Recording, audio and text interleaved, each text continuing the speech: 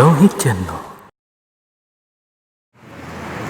Pertanyaan berikutnya, Ustadz, apakah keutamaan 10 pertama Zulhijjah dan amalan apa yang disyariatkan? 10 awal Zulhijjah itu termasuk hari-hari yang diistimewakan oleh Allah Subhanahu wa taala. Adapun amalan apa? Hadisnya umum ya, dari Ibnu Abbas radhiyallahu anhuma, "Ma min ayyamin al-amalus salihu fiha ahabbu ila Allah min hadhil ayyam." Tidak ada amalan salih yang lebih dicintai oleh Allah melebihi amalan saleh yang dikerjakan pada hari-hari ini, yaitu 10 awal Zulhijjah. Sampai para sahabat bertanya, wal jihad fisabilillah, tidak pula melebihi jihad? Artinya apakah amalan saleh di 10 pertama Zulhijjah itu juga lebih baik daripada jihad?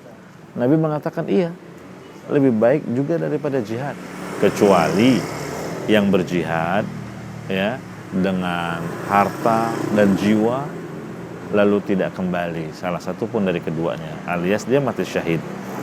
Itu pengecualian tentang keutamaan orang yang mati syahid dalam jihad yang syar'i.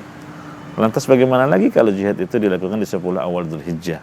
Maka terkumpul keistimewaan di atas keistimewaan. Adapun alasannya kenapa 10 awal Dzulhijjah itu demikian istimewanya dalam Islam, karena terkumpul berbagai ibadah pokok. Ada ibadah salat Idul Adha, ada ibadah puasa Arafah, ada ibadah haji. Ya.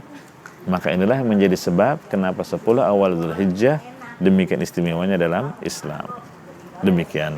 Semoga Allah memberikan keutamaan tersebut dengan cara Allah memberi taufik kepada kita bisa menyemarakkannya di 10 awal Dzulhijjah sebagaimana kita menyemarakkan 10 akhir Ramadan. Barakallahu fikum, wallahu a'lam.